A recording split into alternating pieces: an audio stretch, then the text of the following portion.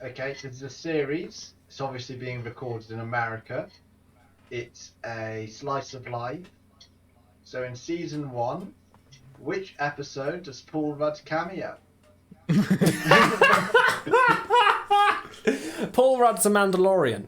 He doesn't take the helmet off. He's really serious. And then Jar Jar invites him in for tea, and they have Gungan stew or whatever the fuck. But then, oh no, because he's so clumsy, when he lifts the ladle up, it hooks the Mandalorian's helmet, and it flies off, and it's Paul Rudd! And then he fucking shoots him dead immediately because he took off his helmet.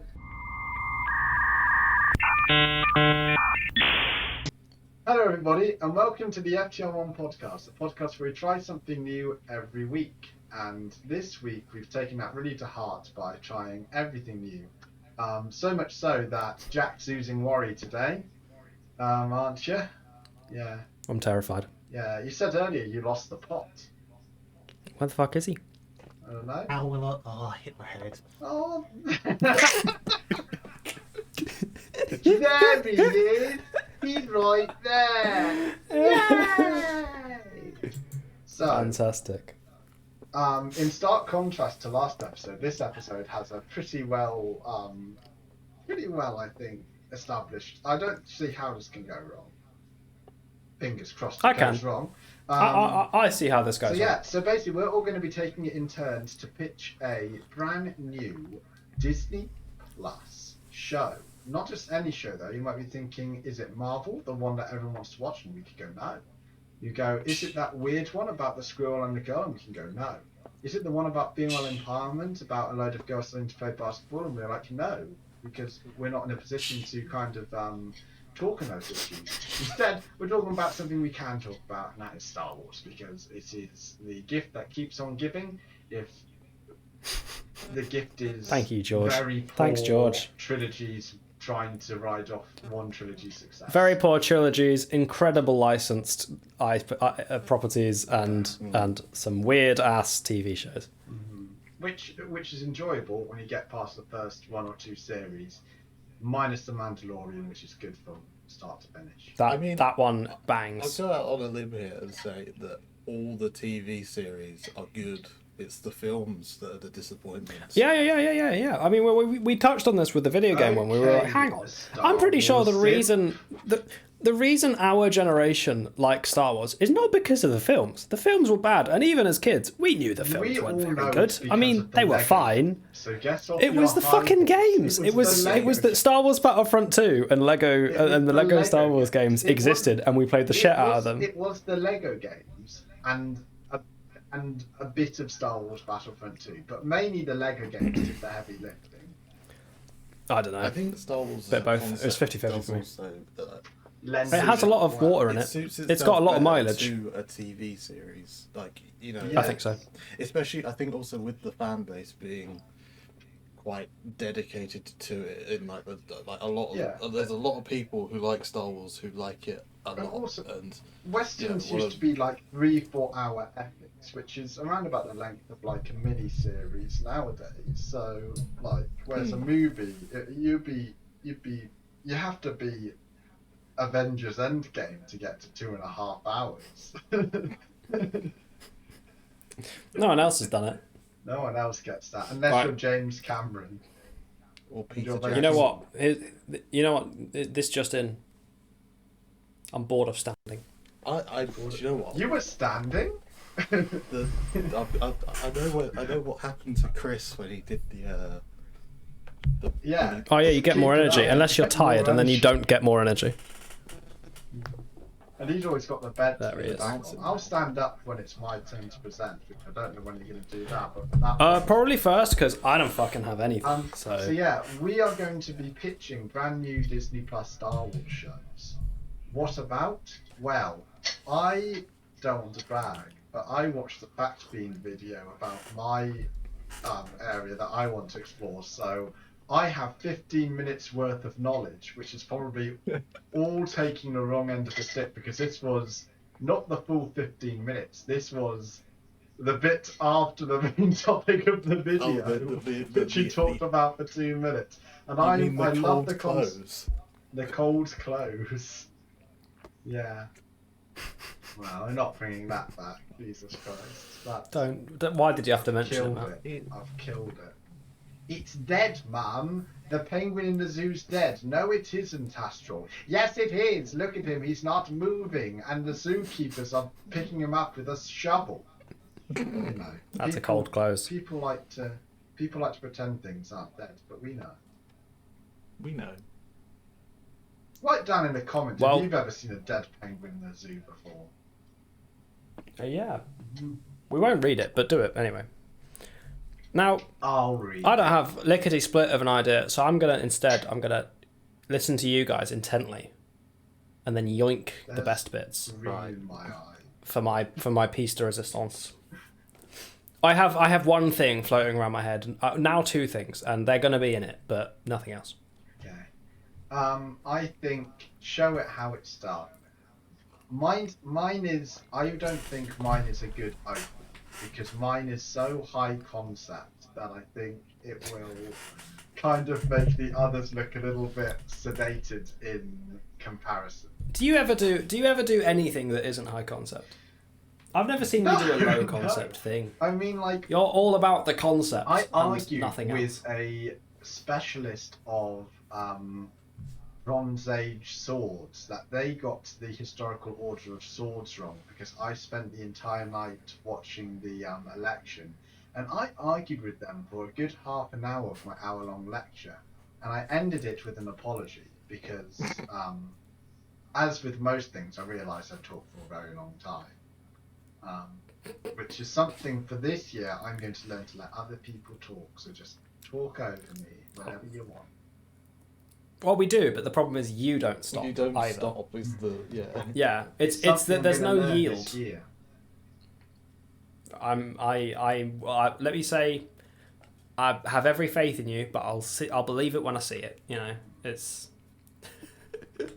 All right, Matt. It sounds like it's you going first. Yeah, it's you going first. He never goes first. He's so nervous, and he always has the best ideas, and he's not confident in himself, and he needs to be more confident on the podcast. Yeah, you need more confidence. Because everything he says is gold.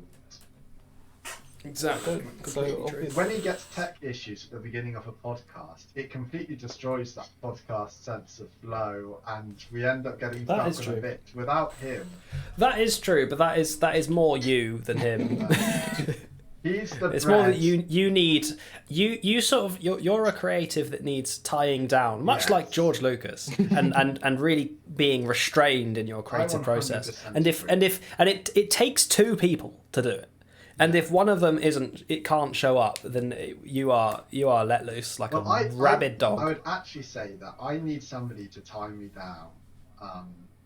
And I'd say that the issue with Jamie trying to tie me down is that he is also a creative, and creatives are not the best at tying people down, whereas Matt is the I know, I don't possess the skills to stop you. And really, the only way to stop you is to just keep talking. And if I only have you to talk to, then I'm another Sith Lord, as I'm the student. I think the one way to shut me up, there can only be 2. As people see in a podcast, is if I get one up with them vastly inferior subject, I'll just repeat the same line in the background multiple times, because I'll realise that whatever I'm trying to say is woefully inadequate. It's not working. That's what Matt does to me. It's that I just sit there and it's like I can't beat this.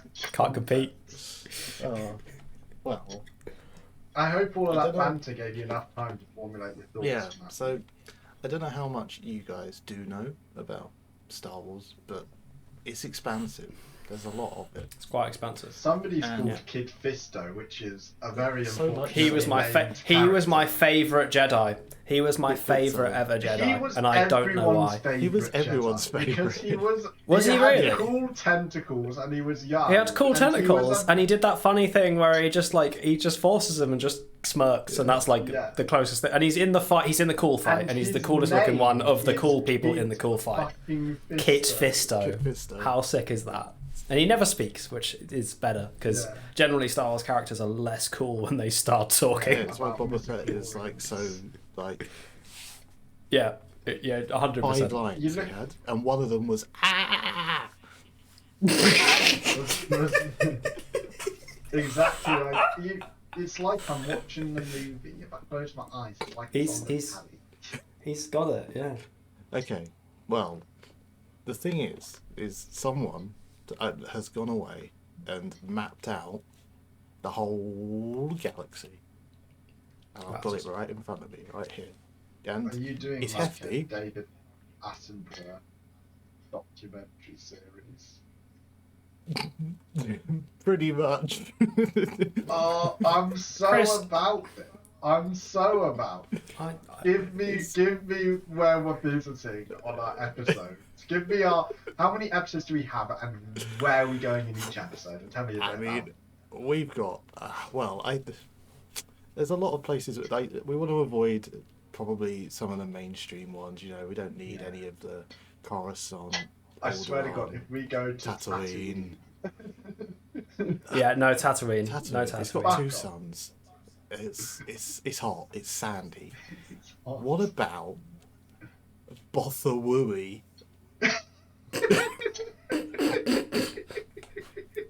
That's where the Bothans come from, I bet. I bet you that's where the Bothans come You from. already said it to me, but the slight increase in alcohol and hearing it again just... Bothawui. You didn't even get to explain what it was. I don't know what Bothawui is. It's near the Bothan Run, so yeah, Bothans are there. It's definitely where the Bothans are at. We know about the Bothans.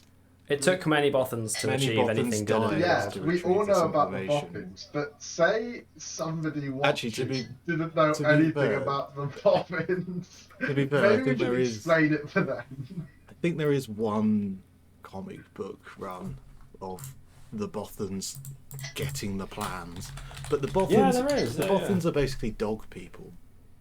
Yeah, that's it. I had to look at them again to remember what they look like. Yeah. Can you put it full screen? They're in Star Wars Battlefront, and they're the spies. Yeah, they go spies, invisible, and they're cool. Can you click on one of the images so I can get a better look down pretty far? I'm short-sighted and far away from my computer screen. There's one. There you go. How about that? That's from the. But yeah, my whole goddamn screen. I'm not because, making it bigger. Yeah, my concept was effectively, we've got, something that the die-hard fans are really going to eat up is just nerd lore about weird planets, and it also just bringing them all back into the canon because Disney decided they didn't want to do that in the first place. Because that way, part of their whole business model actually was just, here's all of the stuff that everyone else has created. We're not going to say it's canon until we do, and we can make money off of your idea. We reserve the right to yoink. Yeah, exactly. Yes. So I think that was in the contract. We can go to Tarnab. Tarnab's episode 2. What's Tarnab about? Give me some info. Well, Tarnab. I'm only asking you this because we need to pad out a podcast. Oh no, I forgot. No, we've got to go. There's a much better. Oh no, my page has stopped loading. There is a much better planet that we can go to. Do you want to go to Chazwa? Oh hell yeah! Chazwa's 2, and then when the page uploads, we'll have episode 3. I'm having a look at Chazwa. Is it like in the Warhammer 40k universe? Because they had so many planets to write, they did add a couple of Easter eggs to some of the maps. So there is a planet called Birmingham. It's spelled exactly. It is just Birmingham. Is there anything like that in Star Wars? There's one called Junction. So Chazwa is Junction. It's just a stopover planet. Chazwa was an astronomical object located in the galaxy's inner rim along the Perlemian trade route. After the Battle of Endor, remnants of the Galactic Empire had a presence on Chazwa, and the New Republic's Meteor Squadron was sent on a scouting mission there. It appears in the Alphabet Squadron, which is, I believe, you've got like Rogue Squadron, Gold Squadron, Red Squad. They're from the making a movies. movie on the first one. Alphabet Squadron is like well, as far as I know, is supposedly the best. Again, How it's many another. members It's, are there? it's another 26? comic book series but apparently Alphabet Squadron is kind of like the Chads, jocks. it's kind of like the killing joke of Star Wars. Yeah, it's a really hyped up novel. It is a canon novel it was published in 2019. It's set after episode 6, and it focuses on a group of New Republic pilots hunting down an Imperial group called Shadow Wing, and it crosses over with the Marvel Comics miniseries Star Wars TIE Fighter. Okay, I thought you meant they're just Deadpool's in it. You were very close to blowing my mind that if it was canon, then technically the Marvel Cinematic Universe should have been canon. It's just published by Marvel. Where else should we go to? But you know, also you had the third episode of I will say there's or whatever it was. I can't remember. It was 5 minutes. Tillian or something. So far away. Yeah, tell us a little bit about. Hey, wait. Just make up some new ones. Well, this is the point I was going to get to at some point. Is so there are literally hundreds of planets, but they maybe make up 2/3 of the entire galaxy. A third of it is just referred to as the unknown regions, where there are five actually named planets. Exegol is one, which is obviously. Remember that one? We can that doesn't exist. That movie doesn't exist. Can I just say, Get rid of it. You realise the amount of work you've just put in for yourself by getting rid of that shared screen? I did. The second I clicked it, I realised. Oh no, just I'm give not it full into screen. this now. Hang on. Oh no, that's going to mess things up for you. Just realised I'm not full screen. You're just going to have to take That's fine. You're low res anyway. I'm just going to share screen. Look what he's all just fucked up. We're taking a pause. We're taking a pause, and I'm just going to share a super screen. pause. I'm just going to share a random screen. Bear with me. I mean, aren't you replacing this with a picture? It's just for like. Yeah, I am. Just I am, for but ease it of, just oh just shit! means I don't I have to need bother to click redoing it. watch. Oh, I don't need to click. Do I need to No, you click watch don't. stream? No, Am I you missing don't. anything? No, There's nothing. But yeah, this is basically, you know, some sort of David Attenborough, Richard Feynman-esque lecture type. Who's narrating it? David Attenborough. See, we could get George Next Lucas in question. and just have him. I would love George Lucas because this is what George Lucas really wants to do, is just tell everyone about all this cool Star Wars ideas. Yeah. So I'd love a season of that. I'd love to let him get it out of his system. Now, Yeah. And then never again. There was one. Oh, hang on. There's a planet called Sneeve. I have to know what's on Sneeve. I have to know. And You can't bring Balamac. in Sneeve and then not You've tell got- me what's happening on Sneeve. You've got Sneeve. This is possibly the best section of the entire galaxy, I think, because you've got Balamac, Sneeve, Chalaktar, Boz Pity, Oh, and Quen. these are all so. Oh man, Sounds what like a I'm gonna play perfect some five. Dungeons and Dragons, and then all of a sudden a big god is gonna come out of nowhere with one of these names and get eaten in an island. That's Yeah, what these I'm are some saying. wacky Oh, names. hang on. There is a planet called Lego. Fuck yes, we did it. Okay, did it. after Sneeg, I need to know about Lego. Or it's Iego maybe, 100%. but yeah. No, it's Lego. It looks Lego, like an L. I know what I heard. That's me. But yeah, you've got. So, I mean, it's all very open ended. A lot of these planets are Yeah. just mentioned by name. So So this is essentially that one Netflix thing, Alien World, whatever it's called. yeah, But- yeah. But Instead But of the it's shit all- bits. it's all Yeah. Star Yeah. Wars, and All it's the good- It's all CG and It's- aliens it's doing. one It's thing what I've it said is that it's I it's- would kill for a Pokemon series which was like Pokemon It's just a character. documentary. It was like Professor Oak talking about Pokemon in a natural habitat. They're just wandering That'd be about. so funny. And I cannot believe, like, Digimon or any of those kind of franchises. Yeah, none of them have done it. None of them have done it. And it shocks me. Wait until like the the first Pokemon generation is about 50 years old and really into their documentaries. That's when it'll happen. Yeah, I can't, especially because Pokemon Snap, they're making a new one for Switch, which is like about time. But the original Pokemon Snap did so well. And you're taking pictures of Pokemon. That's the whole game. Yeah, that is literally one of the best games.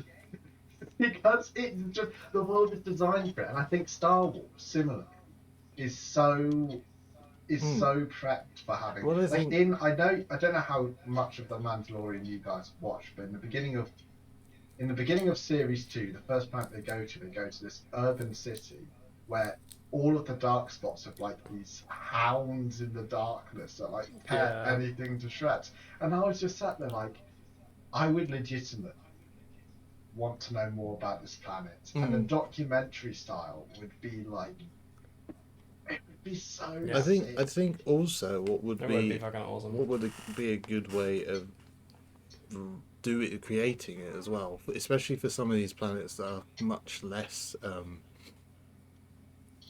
like detailed, is get some fans in, just like get fan submissions in, and some kids drawings. Yeah, just go ham, make a day of it, and then get a team of decent script writers and world builders to just come in and piece all the jigsaw puzzle pieces together. Now, as like Disney executive, Abrigado Ray or Kifu. Let's go to Kifu. But if I know one thing about Disney, is that we want to cock tease our fans, such as letting Peyton Reed work for the Marvel Cinematic Universe, but instead of giving him the Fantastic Four that he has wanted to direct since the first not like the first Fantastic Four movie, but the first one that like most people are aware of. The Owen Grufford and Jessica Alba one. Yeah, instead of him directing it, they were like, actually, let's give it to John Watts, director of Spider-Man. I just shout out to my boy Peyton Reed. I feel for you, man. Especially because you made Ant-Man my favourite MCU movie. I've got to give it. Yes, you made Ant-Man and the Wasp, but you made Ant-Man. And to be honest, you get by with that. And as long as Quantumania was closer to that, I think it was just too small scale, and I'm excited for Quantumania. A little aside. I think fucking also Peyton Reed. I feel so bad for the man. He's been kicked over. He wants to just let him direct a Fantastic Four movie, please. Give him it. It doesn't need to be good. It's just I feel he's wanted this for so long. He deserves it. He just does. Please. Also, even if it's like a Disney Plus special, just give him a shot. I think with this series, it might also, they've got National Geographic. We're crossing audiences. Oh here. yeah, we're sending Will Smith into a volcano. How much did we pay him? Probably millions. We're gonna send Mark Hamill to fucking Kashyyyk, and he's gonna get his arms ripped off by a bunch of Wookiees. How much do you think Will Smith got paid or walk on a volcano? And in millions, to the nearest million. I think Will Smith gets several million for literally anything he does. So. I did just for him to walk on a volcano, how many millions was it just for him to agree to do that? Probably a fair few, at least 2. And the worst bit is the fact that they've made him do it. I have to watch it. Because it's a genius idea. They risked the man's life. I can't, it doesn't matter how many million, if anyone walks on a volcano for a documentary, I think you deserve at least 1 million for that. Do it on camera, in front of a load of people who you could just have documented your fucking fiery death. Broadcast to the world. That's Viking as fuck, that is. Can you imagine the news when they were recording it? Oh, Will Smith recording National Geographic documentary. Fucking died because they made him walk on a volcano. Can you imagine the world where that was a headline because it exists. What are the odds? Fucking ridiculous. Do you reckon Betfred will put up a thing on that? Just like, Yeah. I'd love to One see second. the odds. My screen's gonna turn off. I have to walk over. No. Oh, no. I will press a key to stop you from turning off. Back I go to my bed bar. Whilst you were talking, This is how I was sleep like, oh, this with OBS this'll and be- record and looking dead faced at the camera. He won't let you. He won't let you do it. Sorry, Fine. man. He gave himself a New Year's resolution, but he. I knew. Sorry. You knew as well. It's all good. Don't worry. Whilst you were rambling away there, I thought, what was a genius idea for a second. I was like, hang on, we can have George Lucas narrating, with all the nature shots kind of go, and then in the like built up, scented like cities and stuff, we get like him walking down the road like it's like a one of those like Michael Palin journey, and then I had to remind myself these planets don't exist. He can't just go there. They're not real. I mean, you could just get some footage of him walking down some street in like like Seoul or Tokyo, some like quite To be like fair, lit up kind of futuristic looking To city. be fair, we've got Disney money. We could just build the Yeah. set. Well, they've got Build a like city. the Mandalorian. They've got the big like. They got the LCD display things. Yeah. So They have like can do- LCD computer screen green screens. Yeah. And They can just do whatever. They're doing a Yeah. One Piece series. Or we can Anything just get like can happen. we can just get like Mark Hamill in to do all of like the interviewing the locals. You can't have Luke Skywalker interviewing locals in a. No, it's not You Luke can't- Skywalker. It's not Luke. But he is can't. interviewing real Star Wars characters. You can't have because the immediate thought of Mark Hamill being there is that it's Luke Skywalker. You can't. You have to get a Marvel. You know who you have to get. Don Cheadle. No, Chris Hemsworth. his first name is. Both of his initials are AA. It's Admiral Both of his- Akbar.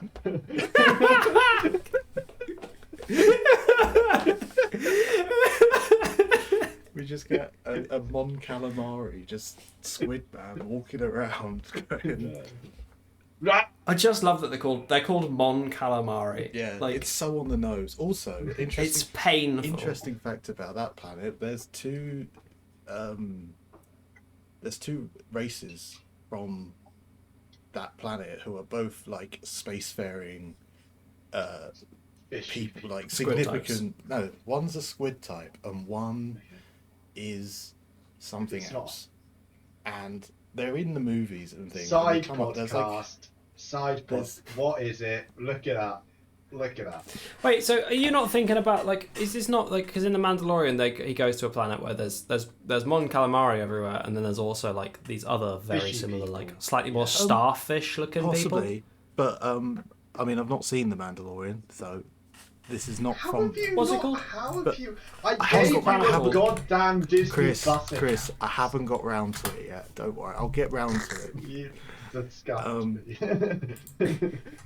But yeah, no. So there's another species that come from the same planet, but So just they're native to the. Oh, they share their home planet with the Quarren. That's yeah, it, it the is. Quarren. It is the The people Quarren. I'm thinking of. It is, who Yeah, yeah. are just the most beta Yes. species you've ever seen, because they can't be even get fair- their own planet named after them. To be fair, he's not watched The Mandalorian, but I think he somehow he's hit the nail on the head. Plus, I'd like a documentary on that place. It looked pretty sick. It was raining a lot. It was raining a lot. just And it was want- it was basically like a little floating town on a big water thing. And It's all you know like, the best episodes of a documentary is always we're going to go to the oceans now, and because the oceans are so vast and have the majority of life, we just get to pick the most interesting things to talk about. Yeah, there's so much shit to choose from. It's ridiculous. Whereas the Amazon, is sort of, a lot of it's being covered. Whereas the ocean is like, did you know these fish, when the female gets old enough, it goes into a fucking shipwreck and then becomes male, and then Yeah, like, fucking can you imagine? outlives the old male out. It's such Can a you good fucking idea. imagine I've made if one of my they did bases the in my exact same fucking thing, but D&D they just flipped it the other way around? homebrew me. into What, that like, exact concept. if the we- B Like, can you master imagine a 6-part documentary series where 5 of them are ocean and they go to land for 1 episode and they do 1 bit of land? That's how dumb it is, essentially. It's So, why yeah, you get. basically- It's why you get Blue Planet, which is like it's the This is better basically one. something out I've of wanted Planet to Earth do. and Blue Planet because you just get more. with Star Wars in some capacity for absolutely years. It's just like, completely document the entire galaxy and everything in one big but just, we'll start with the planets, go around the different planets, see what the people are like and the environments are like, get George Lucas to narrate it. He's gonna have to spend some. He's gonna have to spend some time George with David Lucas. We have Attenborough. Admiral Akbar. I think as a Disney executive, I'm looking here and I'm like. And the thing is, and I'm just gonna pop this out: if a Disney executive happens to be the one person who finds this episode, think of the merch of the cute creatures, or like the shirt. The merch alone, it's literally a vehicle to be like, let's pump as many creatures. How many in plush this toys as can we make? Yeah, it's ridiculous in terms of how marketable a fake documentary is. It's so surprising it's not more common. Yeah. Because no big studios do it. And, like Troll Hunters, don't know whether you guys have seen it, like an Icelandic comedy about trolls. I've heard of it. No, I haven't seen it, but I know of it, yeah. seriously. It's a very good movie. That did very well considering the very limited budget and the fact it was an Icelandic movie. It's just such a mockumentary, so like What We Do in the Shadows. Very in at the moment. Untapped resource. I think I love it. I'm looking at the Wikipedia for Quarren, and it says it's got a little picture of Yoda at the top, and it says, "Master Qui-Gon, more to say, have you? It is requested that this article, or a section of this article, be expanded." George Lucas, it's not my fault you didn't write more about the poor squid beaters. All right? I mean, what do you want me to write? Can I just make it up? This is the thing, right? People can. This is what's so great about this idea, is that for as much stuff as there already is, there is infinitely more unwritten ideas. Yeah, apparently about the Quarren as well. And they're making it my issue that they haven't written more about this dumb idiot secondary squid species. You mean the wiki page that is like that publicly can be edited?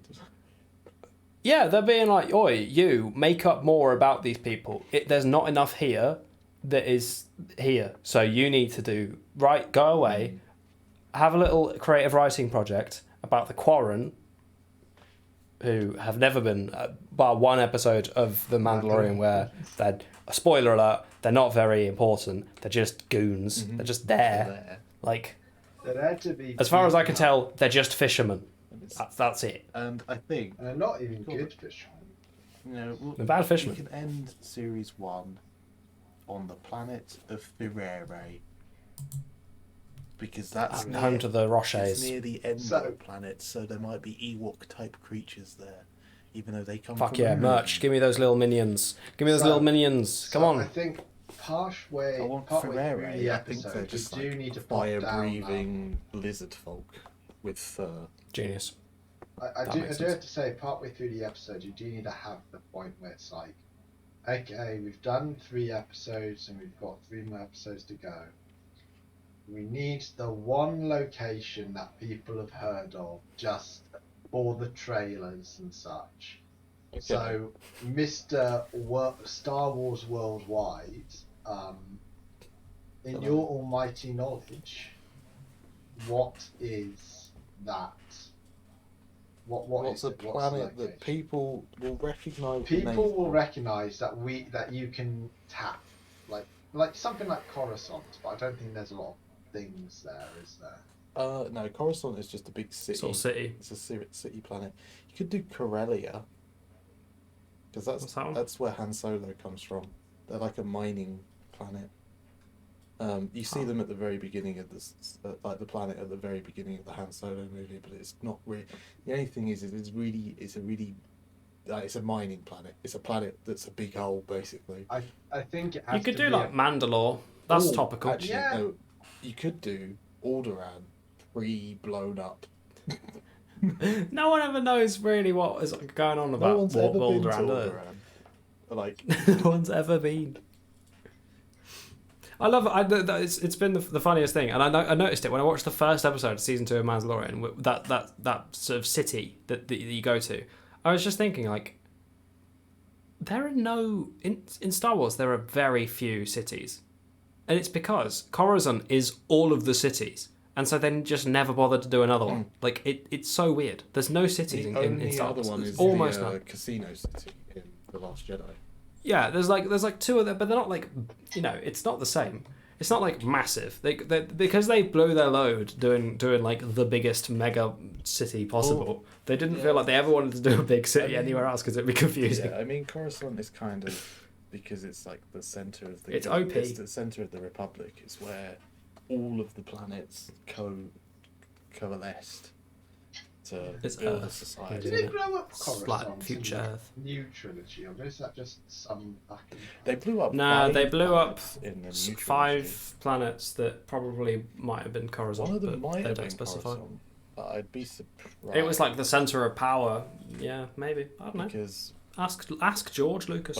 ask J.J. Abrams Yeah, No, don't talk to him. Because- because George Lucas has gone on record on how much he disapproves of the sequel trilogy and how it is completely different. To, it's not. Well, look, George Lucas. Look. All right. You had your shot at a sequel trilogy, and you fucked the pooch I will pretty say hard. A lot of So people have post Rise of Skywalker petitioned, well, somewhat online, for a reboot of it where it is all just produced and directed by George Lucas, just because they want the one person running the 3 films. which is the main he can't do it either. That's the pitch. That's the pitch. The That's pitch. my idea. Am Also, I I forgot to going- mention, there's part of the galaxy called the Tingle Arm. Oh, we need to have okay. a whole That- season okay. dedicated to Do the a Tingle whole Arm. episode on Extension, just the Tingle yeah. Arm. there's Just plenty of planets imagine. in there. It's just Just, look. just I came imagine it into this zooms idea in and just with- goes. The tingle arm. This I is can't the do galaxy. George Lucas's Also- accent. It's so unplaceable. Also, Yeah. we can finally name this galaxy. It's only. Oh, is it not have a name? It's just the Star Wars galaxy. It's the galaxy far, far away. That's it. That's Yeah. a bad name for a galaxy. Yeah. But yeah, It's also a long I'm time not ago. gonna lie, Don't forget. I came into this idea with these are some funny names and a documentary series would be cool, and that's my pitch. You managed it. Congratulations. That was my concept for in alternate worlds. This podcast might have turned out slightly different on Simpsons, Futurama, Disenchantment series, and one of my ideas for it was going to be a documentary, like wildlife series in the style of You're joking. Simpsons. I'm not joking. That's legitimately what I was thinking. I was like, that leaves you guys Weird. open for a lot more. That kind of like would be a good step. You didn't want to overlap. Yeah, I don't want to overlap. So yeah, have you got your thoughts together? Or do you want me to go next? I feel like you go first Okay. because I'm worried that our ideas are similar, and I feel like you came to your idea before me. So on the off chance that Did my you idea get your is the same idea as from a yours, Carl I can change it. Pilkington episode? No, Then you definitely do not have my idea. jolly good. Okay. If I'm he's gonna doing stand an up and idiot present. abroad in Star Wars. I'm going to present mine. Yeah. Hello, everybody. Hello. I'm just going to turn on some lights here. Hello, everybody. Hello. These lights will be turning off after my presentation. Hi. I'm Astral Fisher. I was on the bed. do you know what? The Remember disembodied that was voice a couple of seconds ago.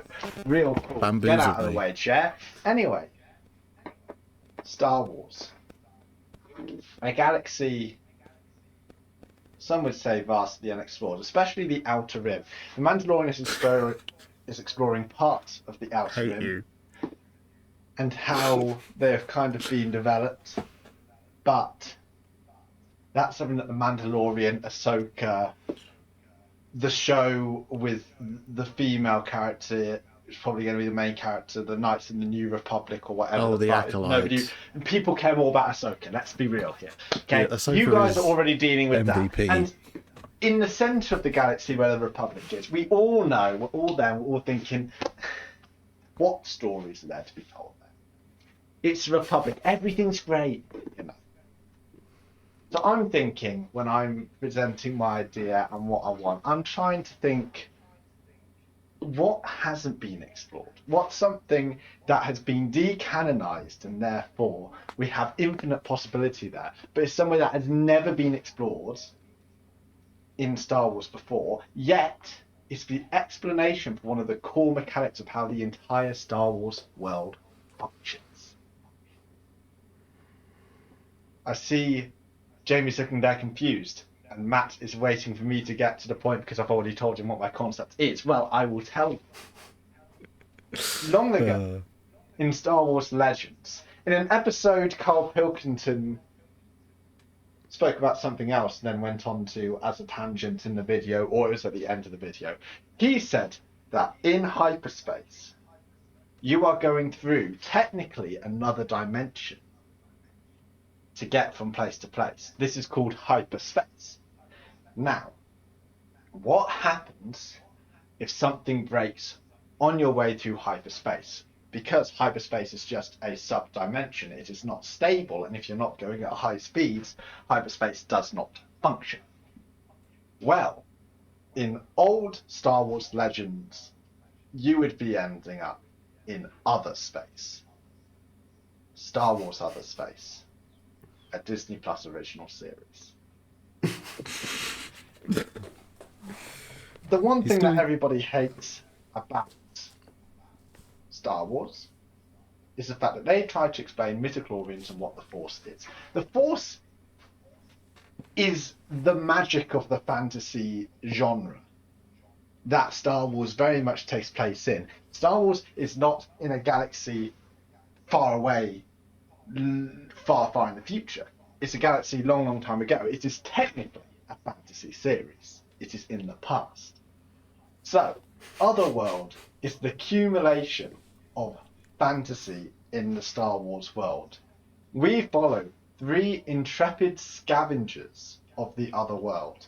They have figured out a way to mess with that hyperdrive engine, to drop themselves into a random spot in other space, and to zip out back onto the path they came from, allowing them to explore 1 planet or 2 in the system.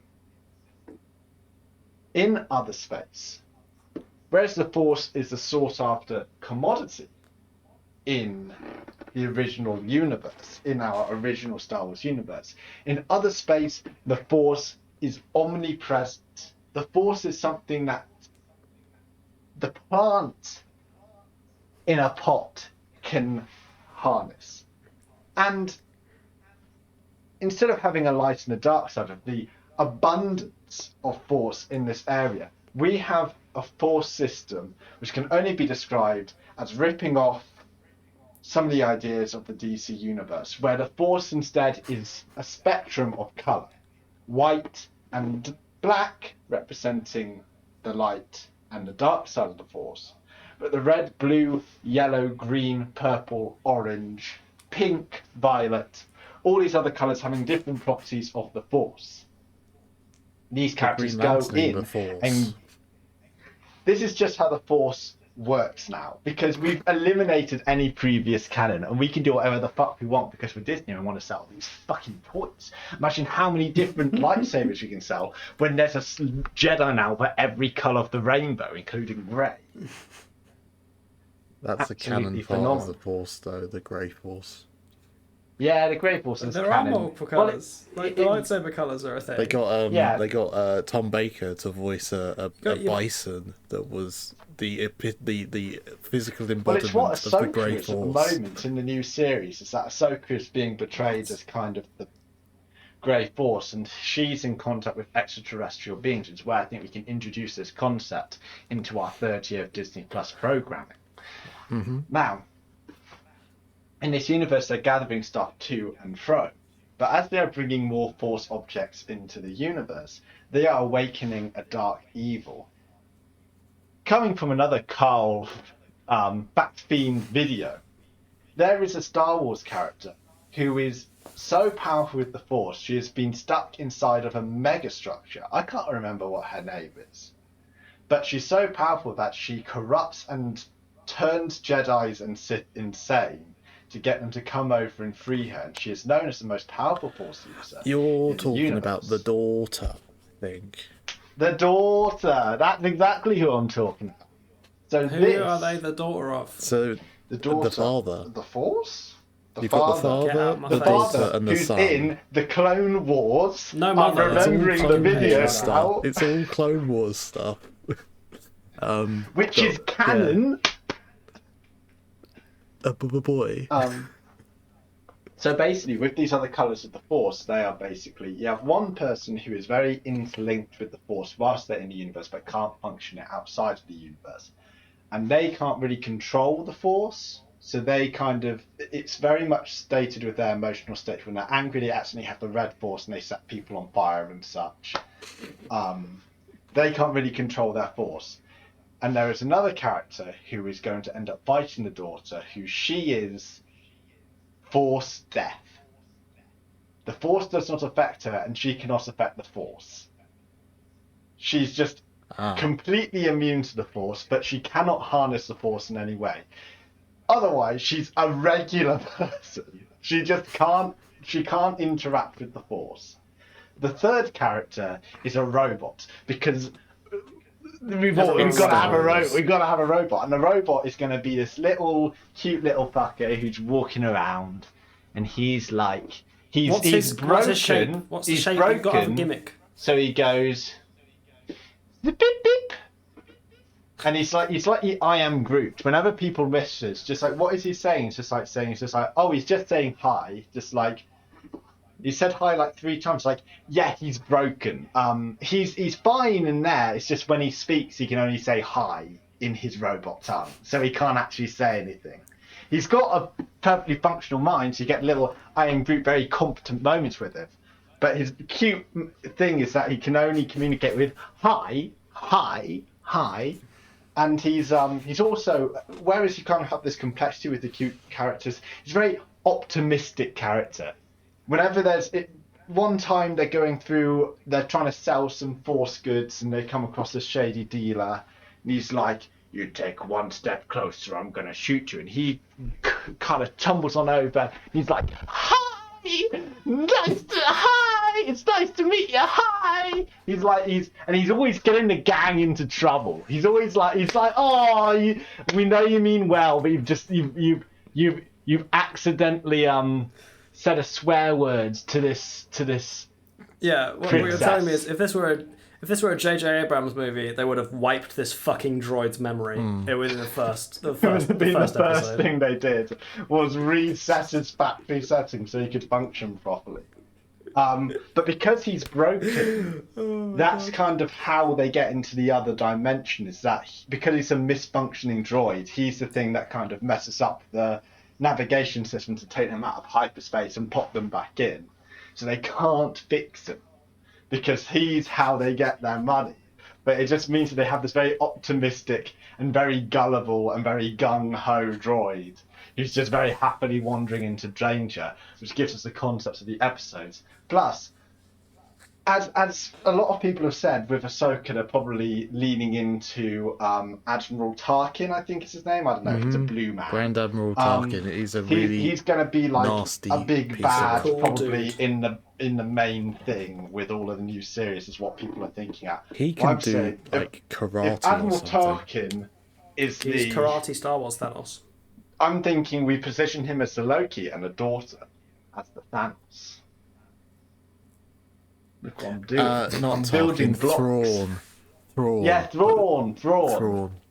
He's blue, dabba dee dabba die. He used to work for the got red Empire. eyes. He's a bad boy. He's bad boy. He's fucking mean. He is mean. He's really a meanie. He's He's a like big meanie. He's up there with being as mean as like Darth Vader or Palpatine. And Whoa, they're whoa, mean. whoa. Darth Vader's a goodie all along. Yeah. Don't get me started. Being such a Star Wars stan, you know a lot about Star Wars. So yeah, that's my concept. We're going to others. We have a whole universe to explore, and my series says, but actually, we're going to explore a completely different thing. And the gang itself, though they have this big significance in the grand scheme of things, and they've got a character who's like a direct opposition to the daughter and all that sort of stuff. The series is just them taking stuff from the other dimension and selling it. And I think the big twist at the end of season 1 is that there's like this black goo in the Star Wars universe, which kind of takes over people, and it's like a zombie fungus kind of thing. It's kind of like the Flood from Star Wars. There's a whole Fact Fiend episode about it. Don't know whether you know where my inspirations come from this. Well, a little bit of that's actually been taken from the other world. I love Master Chief from Star Wars. He's so good. Into like the main thing. So we've actually got this deadly zombie virus thing now present at the end of season 1 in the whole universe, and it's going to spread. I can't remember what it's called. It's like I don't know. A black ooze. Ask my Star Wars encyclopedia. The black ooze. It's like a black. It's like an infectious thing that infects a load of people, and it's a hive mind thing. Where does it pop up? I don't know. One second. Let me look at Fact Fiend. Fact Fiend, Star Wars. You called him Carl Pilkington earlier, which was a bit. That's a different Carl. Oh, he wasn't actually talking about. Oh, he was talking about that Carl. He was talking about not one Carl, then the other Carl. Yeah, I was talking about Carl. From Fact Fiend. Not the Idiot Abroad. However, I do think an Idiot Abroad in the Star Wars universe would also work as quite a funny. It could just get a human and stick him on all these stupid planets. Do you think that Carl Smallwood has a sleeve tattoo, or do you think that's just a piece of clothing he wears? I think it's a sleeve because he had it done in stages, so I don't know how you would make a piece of clothing in stages like that.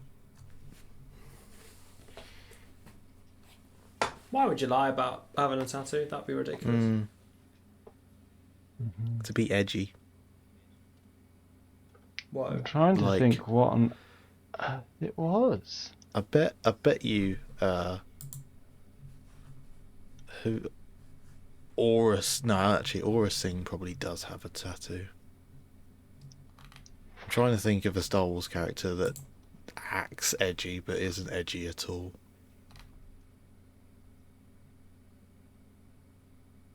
I think it's like the. Oh, 1 second. Is it? The gambler. This is it. This dude, is it. Benicio del Toro. He's the sort of person who would lie about having a tattoo and then. The Mungle. The hell is the Mungle? MNGGAL -MNGGAL. It's the origins are shrouded in mystery, and basically they can. They believe it's extra dimensional, which is where the other world comes from. It's basically this thick grey ooze that is able to form multiple different forms, slimy to the touch, and it is a shapeshifter that is able to take over different beings. So basically, think the Thing from the Thing. The Thing. John Carpenter's The Thing. Yeah, a black ooze, the Thing, but in the Star Wars canon, technically it's a hive mind, and it's already taken over like 30, 40, 50 planets, and there's a massive effort to stop it from spreading any further. Yeah, it's a tooth tube if the tooth tube could infect everything. Within 24 hours, a victim gets killed if it's been in touch with the Mongol. And it's entirely filled by it, and it enters through the mouth or nostrils, though it can enter through the pores of a being's skin. I do vaguely remember this, actually, because it appears in the Clone Wars, doesn't it? I think. I've never watched the Clone Wars. It goes in their ears. It is. Oh no! Oh my That's a god! word. It's not even from Star Wars Legends. It's been canonized. Whoa! Brilliant. So yeah, that's how we're going to end season 1. So we have this extra threat that's kind of hovering around the universe for everybody else to interact with, and that's how it's going to enter into the universe. So yeah, as you can see, I have actually thought about this. What now? What's the I know name? what you're thinking. I have questions, but I want to formulate them. Well, that's fine because I need to go for a pee. So I'm going to go pee, and then you can ask me the questions when I come back. Bye bye. I'm going to go for a pee now. I don't have an idea nearly as fleshed out as either of you. I mean, that was most. But it's fine. It happens. Mine was mostly. It's there. You just got to ad lib. I've just got 2 things that I can't get out of my head, and that's just what it is now. You just put those 2 ideas out there, and then roll the stone down the hill. Maybe the stone will get rolling, but it hasn't yet. I just keep thinking of things that are already things in Star Wars. Star Wars is a lot of stuff now. What I couldn't believe when Chris was just like, "Is this a David Attenborough type docu?" And I was like, "How did?" Yes. All I said was, "I've seen there's a lot of planets, and I want to explore them," or something. Yeah, I was just literally like, let's just do lectures, kind of like a lecture kind of style. Maybe not not lecture, but just documentaries, not fake documentary. It's very immersive, I imagine. Yeah. So who the fuck is Ahsoka? Ahsoka is. She seems to be enormously. She's so prevalent. when the Clone Wars. So you had the prequel movies were made, and off the back of them, in 2008. Lucasfilms licensed a Star Wars the Clone Wars movie, which basically has Anakin and Obi-Wan.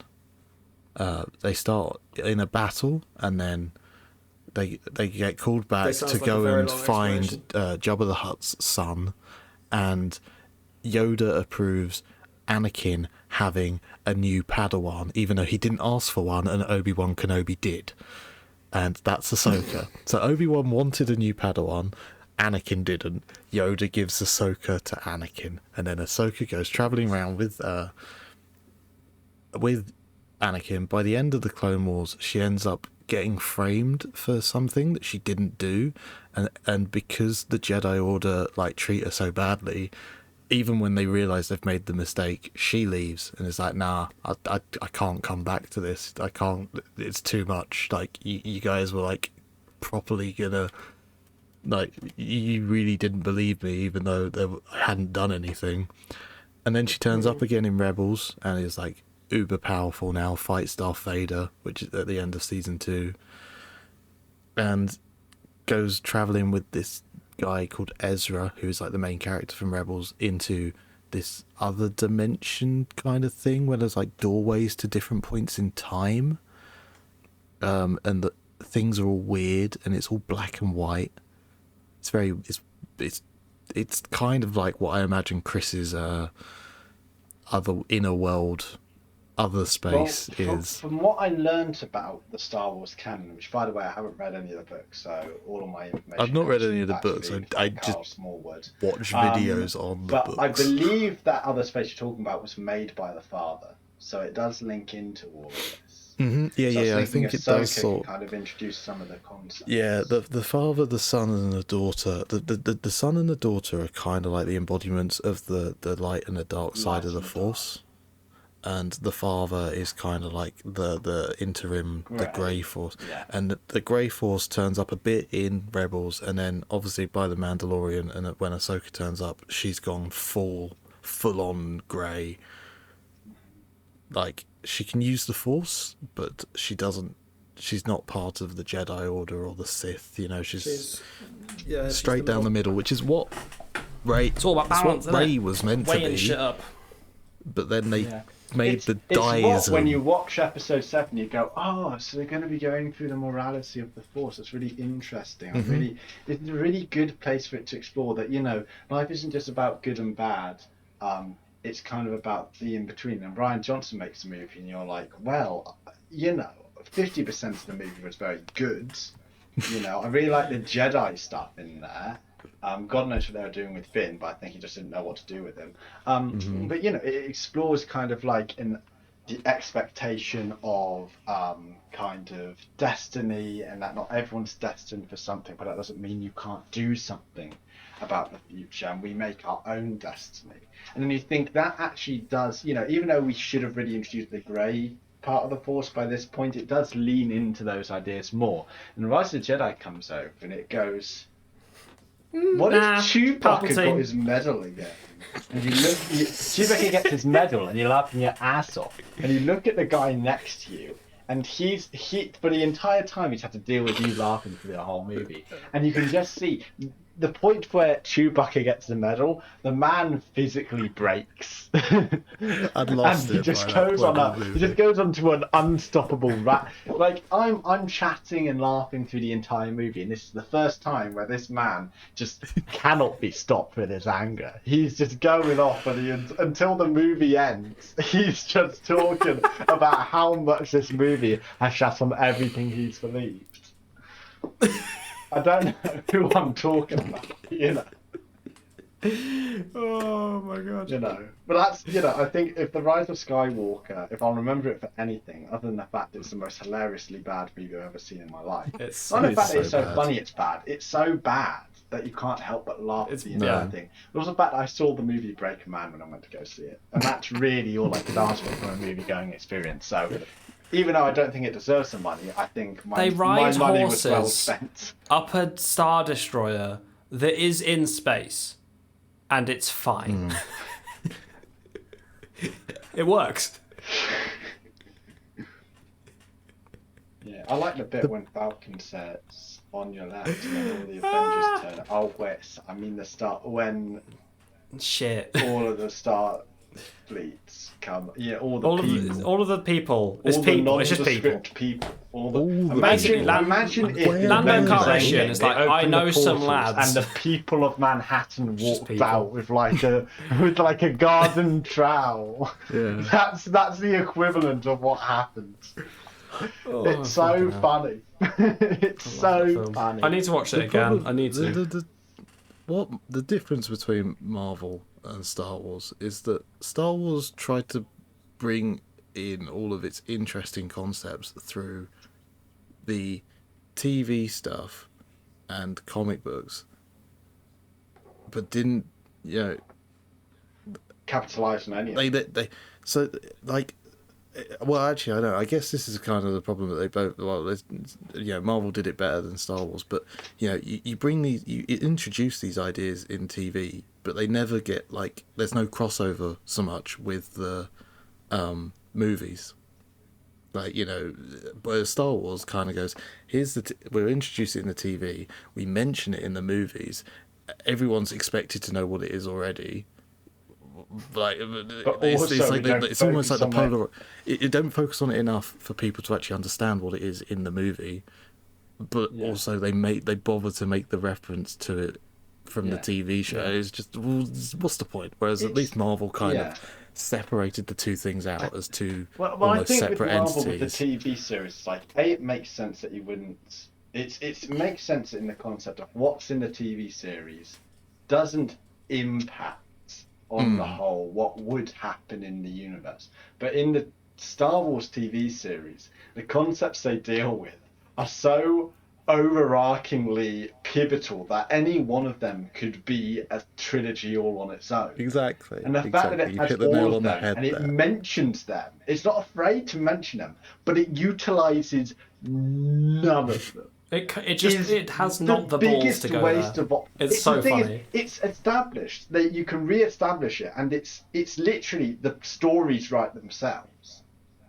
But they are so the series is so concerned. They had to resurrect Palpatine to have a baddie for the third film. It was so concerned to write its own identity away from what the TV show's established but also afraid to strike out on its own, but also afraid to kind of lean in too much to past traditions. When you look at those three things, what direction do you have to go? Yeah. You don't I have a love direction. I love the trilogy that's just happened. It's so funny. I Yeah. fucking love it. It's the first film is the it's best, a Shakespearean and it was just A New Hope tragedy again. at work. It literally is. It's so good.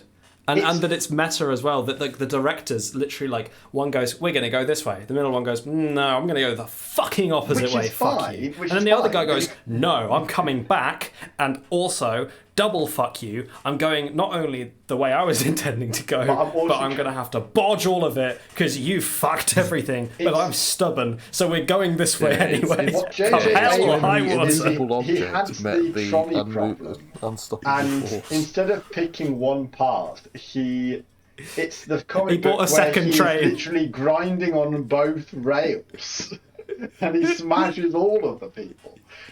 He jackknifes the fucking trolley and just wipes out everybody. Oh my god, I love Star Wars. I mean, What questions this do you have is about also both why pitch? this is also why the TV Why- series is better, because there's Why one anything? guy who's in charge of it all, and his name is Dave Filoni, and that man deserves a round Dave of Filoni. applause because he is. Round of applause for Dave. He wrote some episodes of he wrote 2 episodes of 2 or 3 episodes in The Mandalorian. First episode he did was mediocre, but considering the fact he's only directed animation in the past, I accept that. And the second and third episodes are really good.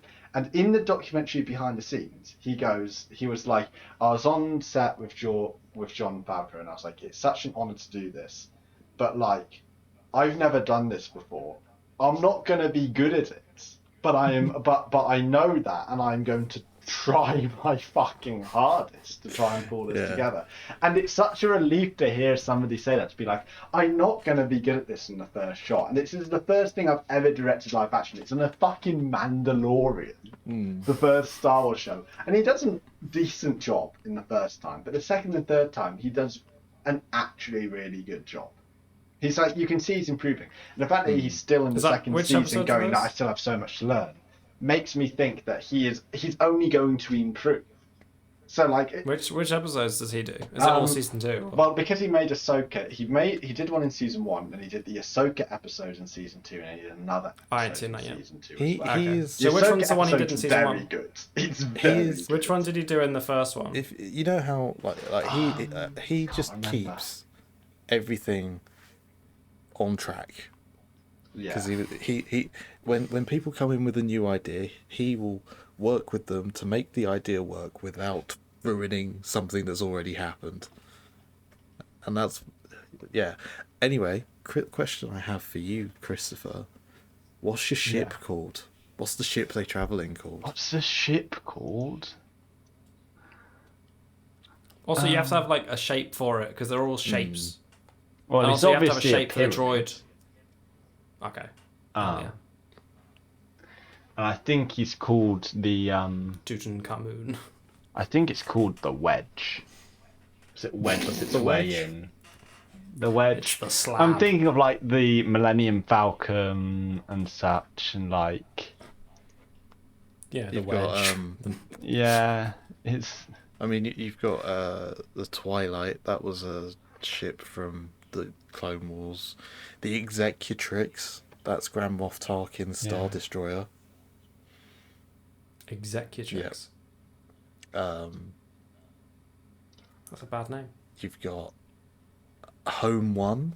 That's Admiral Akbar's ship. You got another something one. What's that one? Rogue One. No, not that one.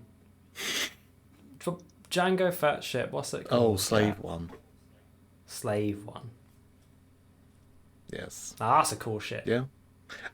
You've got what's it called? Darth Maul's ship. It's called like the Interceptor or something. So here we go. So quite a cool actually, ship. I take it back. It's sure his it's called the 5th Phantom episode. Menace. I'm a bit. I think it's the most decent. So he Directed the first episode of The Mandalorian, the 5th episode of The Mandalorian, and the Ahsoka episode of The Mandalorian. The fifth one is the heist one, right? The gunslinger. So I think so. Yeah. Let's have a look. Yeah, I like that one. Let's have a look. What's the plot? That's not the plot. Is that the plot? Razor Quest is damaged on Tatooine, goes to a cantina. Young bounty hunter looking to join the bounty hunter guild. Oh, that one. Yeah. Oh, that one. Yeah. That one's all right. I think the first episode's very, very it's good. fun. But I think he did this episode before the first episode.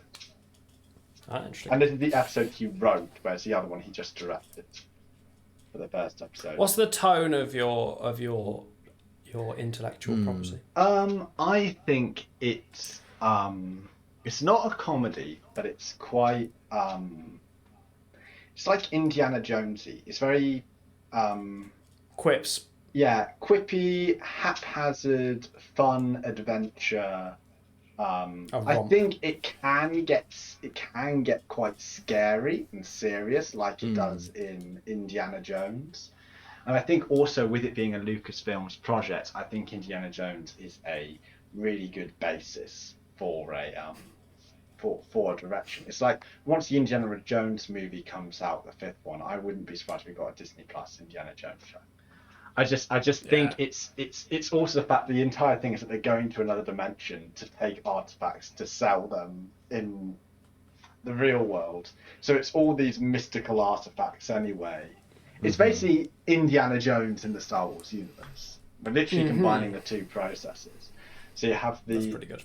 you have the male explorer who can use all of the force. You have the female who is the sidekick in this one, but is going to end up being the main character overall when fighting the daughter because of her lack of force. And you have the companion dog droid creature with them. So it's a small cast as well, so they can have like the one episode is like, I'm an author and I want to write a bit about the other world, and I hear you're the one person universe who can get there, and I want inspiration from my novels. Like, okay, you can come with us. So because it's a small cast, you can bring other people into the other world, or you can have like a couple of people. You can meet creatures in the other world as well. You can have people sort of like joining the crew for a couple episodes, and then having like I think it is mini they character have contacts that they bring in where it's like, oh, we need some for like I think between episode 3 and 5 they might have somebody in, and episode 1 and 2 they have somebody, in episode 7 and 8 they have somebody. I like it. Yeah, I like it a lot. Very cool. Yes, and that's basically the general concept. It's kind of it's a setup show, but I think you also get to explore. You get to explore the stuff that would be. You'd look at it and think it's a little bit too much for Star Wars. You can put that in other words because it is just that. It's supposed to be this weird, bizarre universe. So all of and in Legends, if you think something's a little bit too outlandish, you can base an episode of that Legends, if it's too outlandish, in this universe. So it keeps it all in its own sandbox, and it's only really used for picking through. But in the future, with the series, we can, if one concept really attracts someone, we can kind of pick that concept and kind of drop it into the Star Wars universe. So it's a good sandbox and testing ground for a lot of different characters and concepts and creatures. Very cool. It's time for my idea. Yeah. Wow, I'm gonna turn off these lights and go back to mine. Number one Star Wars fan, ready to hit us with his. Oh, here he comes. He's been going on about this one all day. Don't be fooled by what you've heard in the podcast. We've actually just been fooling you. This is actually. He did once say The Last Jedi is his favourite movie of all a time. man of taste. What of all time? I hate how deeply you misrepresent me. Wow. No, The Force Awakens is my favourite film of all time. I'll have you know. I can't believe that The Last Jedi is. Or as I call it, The New Hope 1.5. Yeah, The New Hope again. Another New Hope. Newer Hope. Another day, another New Hope. All right. We're going back in time to a beloved period, which is called just after Revenge of the Sith. Now I know what you're thinking. Oh no. Is he doing a clone? I'm not doing a clone. There's The no clones. rebels. There's no rebels. No rebels. There's no rebels. Damn. What's left? Cast your mind. I want you to cast your mind back to the heady days of being 12 and just watching Revenge of the Sith and being like, damn, that was so cool. I love Anakin Skywalker. He's all well sick. He does a force. Or whatever. I can't remember. I like Anyways. the fact that we're already in a part of the world that earlier he thought I was going to go to, and I'm just thinking, like, what is in this place to go off? What's in this space? What's left? What's Other not than What's done not yet? been I know done what yet? you're We've thinking. had Rogue I know- One. We've had Rebels. We've I had know Han what Solo. I know what you're thinking.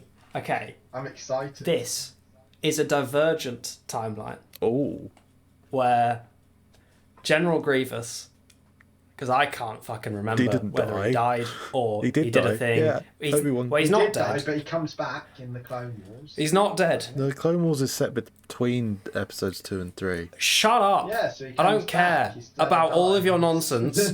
He's not dead, but he's been whacked dead hard by Obi-Wan Kenobi because he did a well good punch. He can be and rebuilt. his brain's all scrambled up.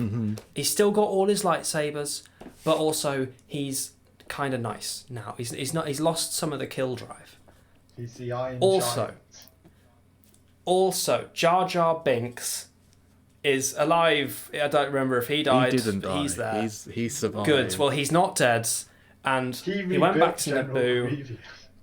No, he went back to Naboo, and he tried to Misa have happy time with my whole deal with Boss Nass and that lot, but it's bad news. Oh no. He can't pay his rent. Oh no. He's run out. He lost his job. He's got a kick-ass apartment in the In the underwater Gungan city, whatever it's City. called, Gungan City, of course. In all the sick bubbles and shit. He's got a sick-ass apartment. It's lovely. And what would happen? But General Grievous turns up, and he's just bunking. He's couch surfing around. He's just getting a feel for life. He's loving life in the. It's Grievous you know, and the- Binks. It's Grievous How and did Binks. this man think I was going to have to say my name with him? Because I don't know, sometimes it happens. I love this idea. And so Grievous finds Jar Jar Binks just purely by chance. And it becomes a sitcom-esque Yes. comedy with Jar Jar Binks and General Grievous living together in Gungan City, where they're just trying to get by. There's hijinks left, right, and centre. They probably accidentally adopt a Chewbacca baby at some point or something, because gotta love that merchandise. Jar Jar's all about trying to not just. Oh man, he just keeps goofing it up. He can't. I get anything right. You know, might he be. really is. It might Just be buggering that it all I've up. got, Kim's Convenience on the mind when we started watching that. But I'm just thinking the tagline of Jar's Grievous. Jar Grievous. I was trying to get one. I was just like General Binks, Jar Binks, Jar Grievous. Jar Grievous. The Grievous Jar. Nothing happened. The Grievous Jar. Jar Bob. So Jar Gra. Jar Gra. Jar Jar. Jar agree because it's general. Bibi. Anyway, Bibi. so Bibi. Wacky hijinks, underwater, Yeah. bubbles, They- laughs. They can go to other Does Jar planets. Jar Binks Bo- live bonding- underwater? No, they don't. There is no ships. There is no space travel. This is set entirely in Gungan City. Okay. There's no movement. They don't. They don't even go focused. up to This is- the No, Naboo. Naboo is not relevant. This might as well be in a pond in Bristol. It doesn't matter. We're in Gungan City. We're having a day of it. It's great fun. There's Boss Nass. He's a wacky ass character. He's got his own problems. You know, he's "Brrr, you need to pay your rent. And Jar Jar's like, Misa, no money. And General Grievous is like, I've got I can't remember how he talks, but it's weird. I remember that. It's kind of like Bane. It's like Yeah, that's it. Yeah, exactly. Yeah, and he's like, oh, lightsabers. and yeah, and there's like wah, arms rip, Chewie back a little cute merchandise. There's a love interest for Grievous. Jar Jar, as we know, is confirmed in the films, is in fact asexual. I thought so it was polyamorous. It's complicated. There's allusions to both simultaneously. You never really know with him, and it's never really addressed. He walks out of his bedroom. He's a flirt, but he never ever seals the deal. You know. He likes the idea of a relationship, but he's non-committal. He does. Yeah, he's not ready for it. It gets real and raw and emotional every now and then. Every now and then you get a little lesson, very sort of like in Rick and Morty, where it gets all serious for a bit. And you've got General Grievous dealing with his, I don't know, fucking physical depression, PTSD from trauma from like the Clone Wars. Yeah, he's all like, "Ow, man, I got bonked so hard by Obi-Wan Kenobi. I had 4 lightsabers and I still couldn't beat him."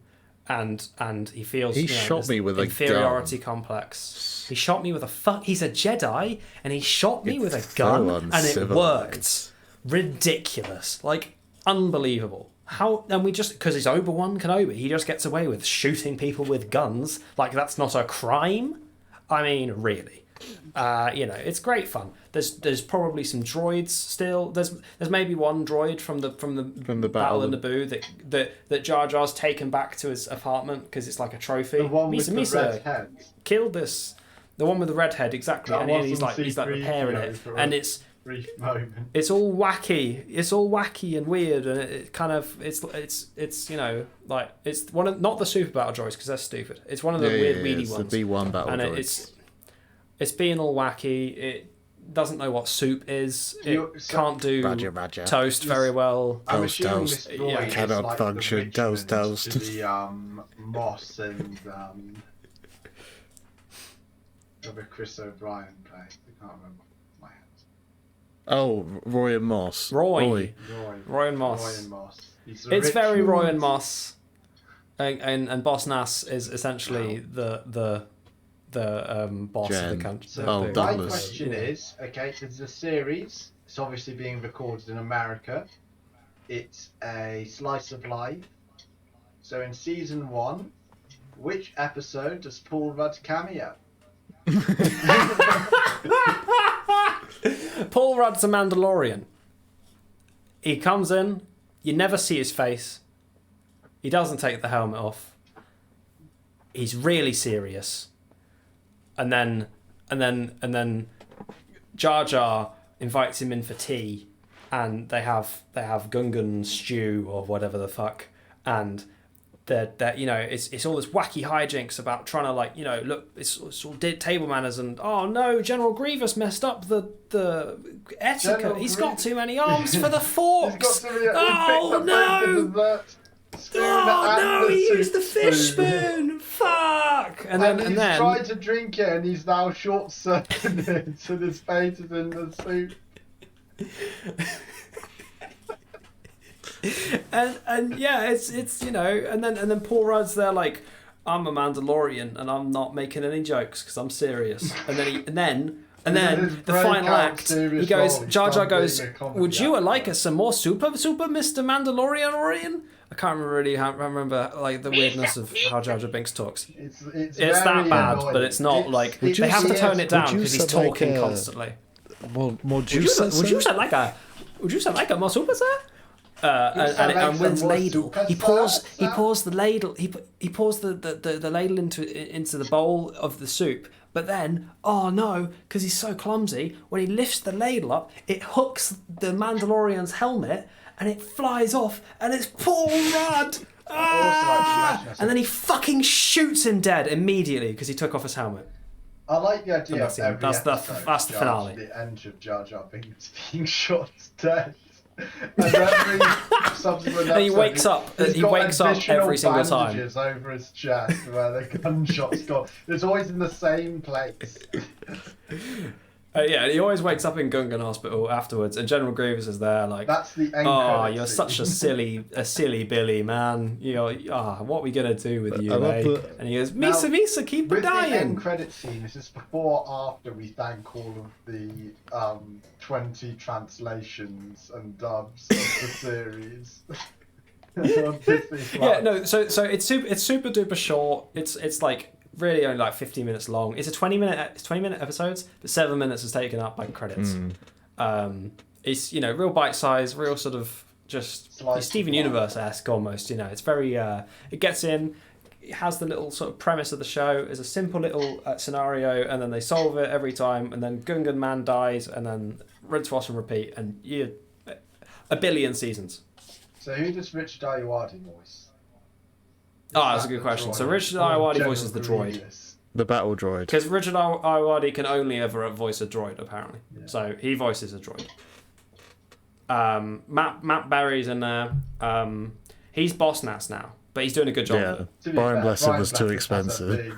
Yeah, Brian Blessed. Even Disney don't have the budget for Brian Blessed. He knows how good he is, and what happened was he was like, look, I know that you can't get anyone else for Boss Nass, so pay me $1 billion and also a season ticket to Disney So World, Orlando. I'm guessing they got Tom Hardy off the table. General Grievous, and they paid him in an original BBC miniseries. As per usual, you wouldn't believe this. You wouldn't believe this, but actually, J.J. Abrams is playing General Grievous. It was a weird hang up in the contract. I thought he'd be playing after Rise of Skywalker. No, Jar Jar Binks is.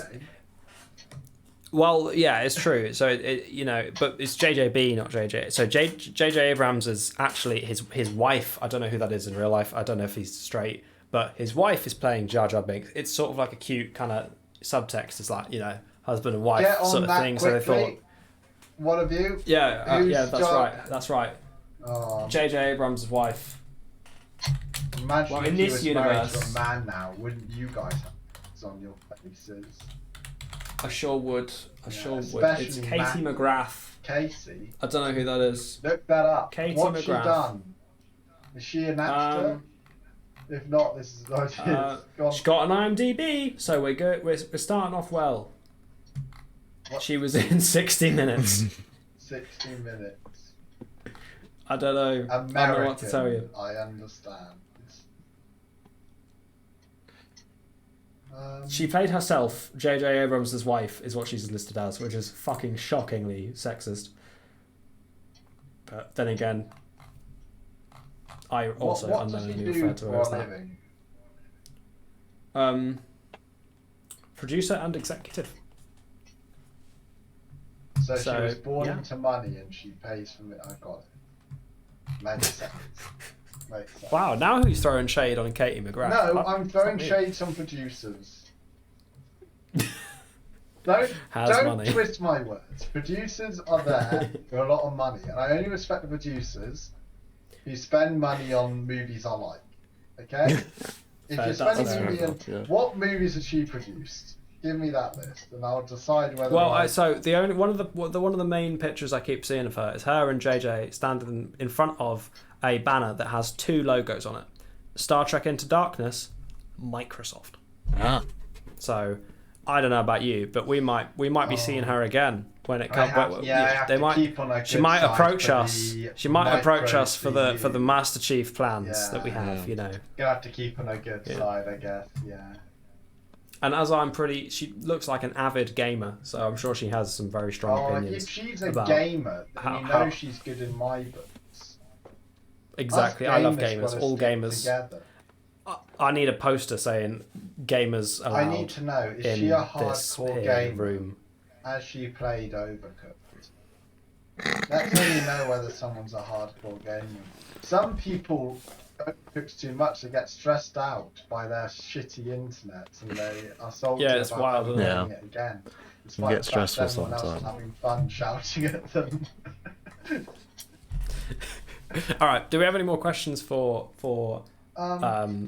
No, so I just really like this idea of Jar Jar Binks going from clumsy, lovable weirdo goofball to senator of his home planet back to... And back again. He's gone full circle. Grievous just sort of having this whole, like, reflective midlife crisis type. Yeah, it's you know, it's very heartwarming show. There's a lot of cute moments. There's a baby in it, but it doesn't talk. It just goes. I do like the idea of Grievous just settling down and job in with someone that he meets in Jar Jar's flat. They all live in Jar Jar's flat. That General Grievous never knows of Jar Jar's links to Anakin and Obi-Wan Kenobi. Like it never. Oh yeah, you know, there's loads of wacky hijinks, and he always never notices. But it's always like, oh no, gotta hide my Anakin poster, and tears it down. You know, all that sort of stuff. Yeah, exactly. This is a good idea. So how are we doing this now? We've got to decide. So we're doing it the same way we did last time, where we're like each of us votes which one they prefer. In a second, but I think we'll just round up general thoughts. Like I think what I respect is that, you know, as I said before this episode started, people wouldn't have been here for that. And I also like the fact that I'm totally in darkness with my blue background, so it's super ominous in the back. You can do shadow puppets. Yeah, I really like the fact that we've all we've all come up with a separate idea, independent. And I think it's one thing that we're good at in this podcast, the fact that we are all, like, I think we can all agree, none of you have a mind quite like my own. I think yourself and Matthew just generally are quite different people, so having 3 different ideas is very nice to kind of bounce ideas off each other. But I also think just the variety of ideas that we've had in this episode are very it's a very good spread. I think we have documentary, we have the, surprisingly for myself, the serious one, but in the same breath a very outlandish one. But somehow we've had the most outlandish one at the end. I thought you were all going for this kind of. I didn't realize we were being serious. No, you've gone for the. I was assuming there was going to be a fucking like Queer Eye Star Wars edition and Ali G in the House Star Wars edition. Yeah, you've done that. You've done that edition with my mum and my nan, and they really enjoyed it. And they're never quite as into Marvel shows they are with more WandaVision, and I think that like the Friends crowd, I think you have a surprise audience with it. You've done the WandaVision, the you know the wacky, yeah. Well, it's not WandaVision. No. There's no like serious No. because WandaVision. I know WandaVision starts like just whimsical, but it's clearly going somewhere. Can I just say? This is pure sitcom the whole way. Can I just say? He's saying this. Tomorrow, the 3rd episode comes out. We've watched 2 episodes. He's saying the fact that it gets serious on episode 2, which I do agree that's the direction it's going, but it's clearly going towards serious stuff. I'm aware that like I'm sure basically every episode will have the like whimsical shit in it as well. So far, Chris has kind of gone. I think you'll get less and less and less, and I think also you have. I was watching it with my mum and my nan. And they were sat there, and they were just like, as soon as the intro sequence happened with like the little animation, they were like, "It's Bewitched! It's the Bewitched zone!" Yes, they just is Bewitched. Said it out loud. I was like, I knew they'd love this show. I fucking because it just fucking is like it. Just, the first episode, it literally just is Bewitched. It's almost shot for shot. Second episode. Wait, yes, the second episode. I'm so sorry, Matt, I interrupted you. Go on.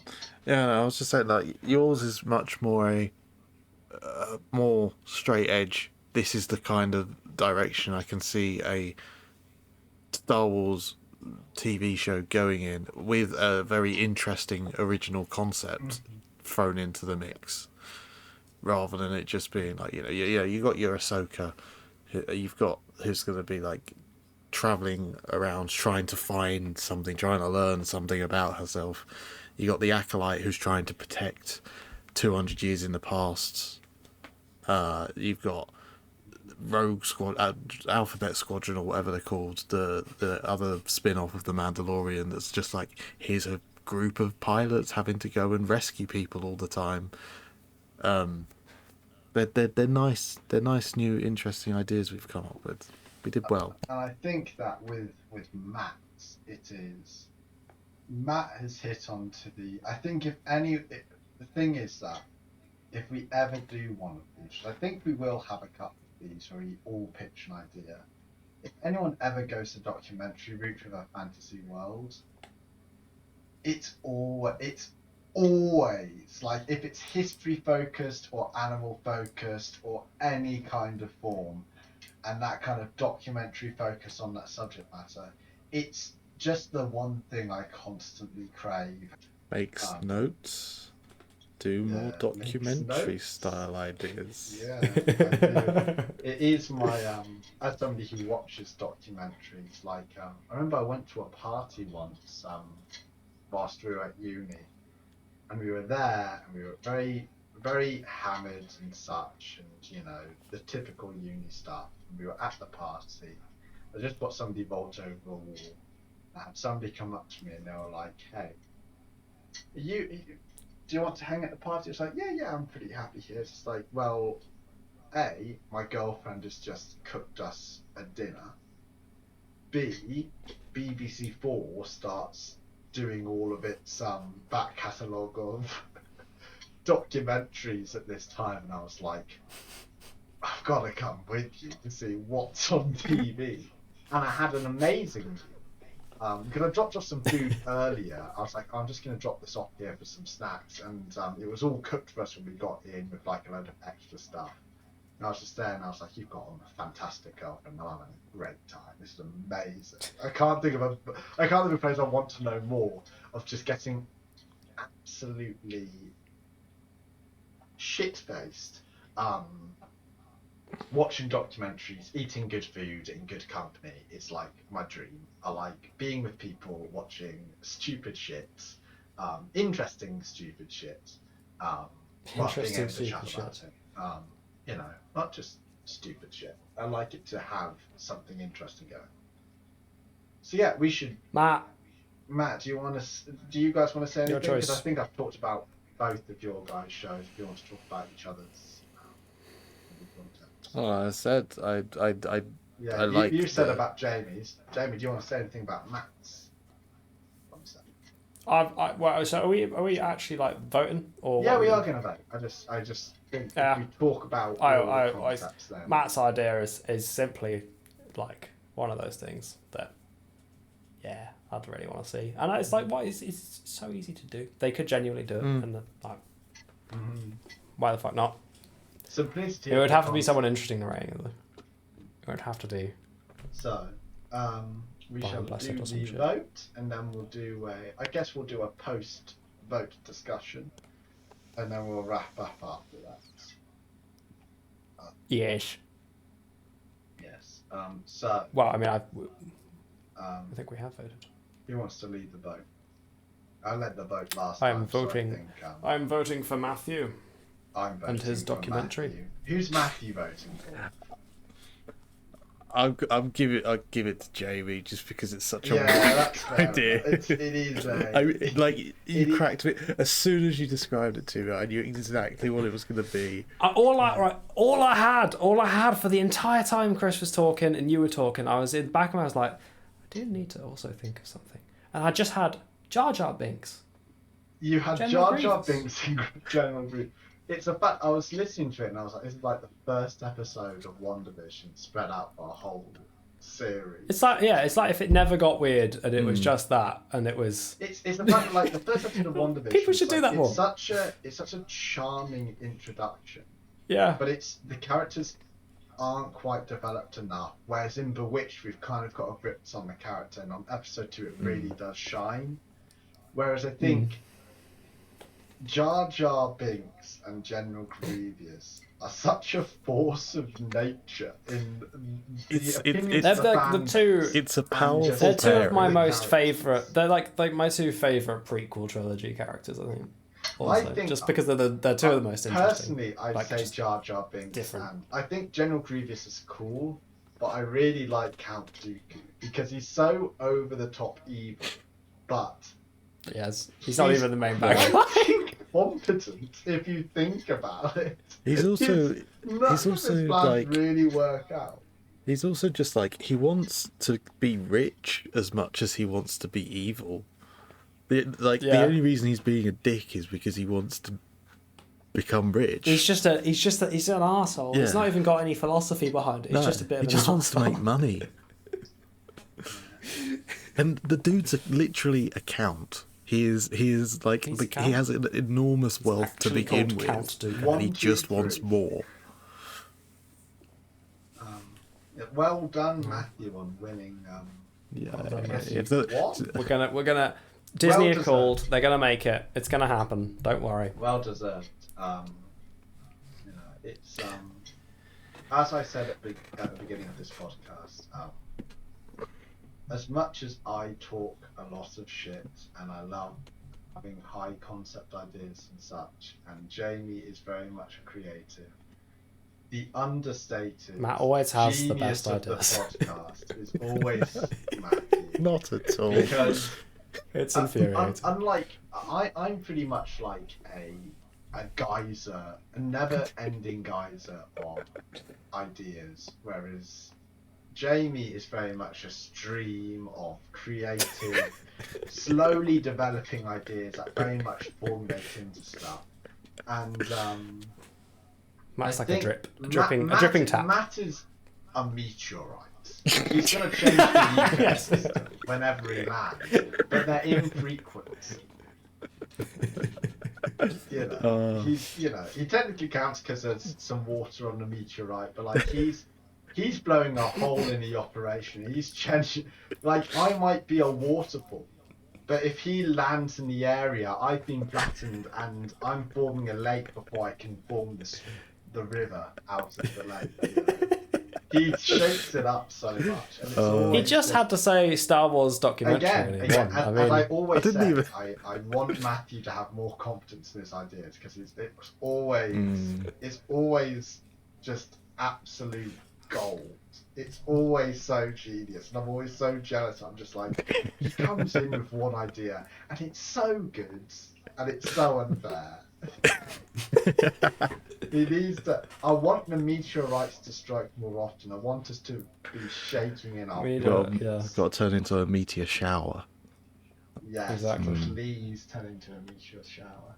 But yeah, it's the same with like if you're listening Netflix and you do season 2 of Alien Planets, which you're doing season 2 of Love, Death, Robots, which is coming out this year. So like, I know you're listening to me because I didn't know whether anyone else liked that show, so I'm so excited for that. But like, if you do Alien Planet 2, dear God, if you're going to do 4 episodes, please just make, like, even if it's a short episode, make the whole thing animated and make it natural. Yeah, Please, yeah. I don't or want bring something about back a guy in the Cornwall one who scientist. has rhino beetles having sex in his shed. Oh yeah, there was like one wacky The ass one scientist, Italian wasn't there? scientist right at the beginning of Italian. episode 1. Bring him back. He was He can do the whole thing, and it can also all be CGI. yeah. Get him to narrate it, Yeah. but make it Walking with Fucking love that. Dinosaurs for Alien Planets. Yeah. Well done, Matthew. Well done, Jamie. Well done, you. We Yeah. didn't give you enough credit Yeah. for your very good idea, but it was a very good idea. Yeah, so we'll come back to record something on Sunday, and I hope you guys very much enjoyed it. So I am on Astral Fisher on Twitch. I haven't streamed that much recently, but I don't want to go into it, but I've had a lot of stuff happen recently, and I'm just coming up with applications for masters. But hopefully I will be streaming, well, the end Soon. of January, next week when this is being recorded. Whenever this comes out, it'll be before then, and I'm going to get back into my groove because my second New Year's resolution is to at least do 1 stream a week. It's just that things have happened in my personal life that is priority. But at least if it's not in January, the 1st of February, I will be consistent on it, which is very good. It's also the fact that it's I want to use this lockdown on something. Yeah, I think that's me. I think that's me done. Good. Pot. Where? Well, I haven't really done. Don't say kitchen. I haven't done much yet lately because I've been kind of busy with job hunting. You need to write a song about CVs and put it on LinkedIn. I need to. Apparently, Also, LinkedIn's popping. LinkedIn's really easy, really healthy environment for content creation. I don't know. I'm trying. Because I'll let you guys finish now. I'm trying to find more time to do more messing around with keyboards and guitars and things, but fuck a keyboard live on Twitch. I might get banned for that. I've got a hunch. They If don't you ban keep the people clothes much. on, you'll be fine. Yeah, exactly. Keep your dick out of frame. But yeah, that's the places. That's where Those are the places. Sundclud. And I'm. Good night.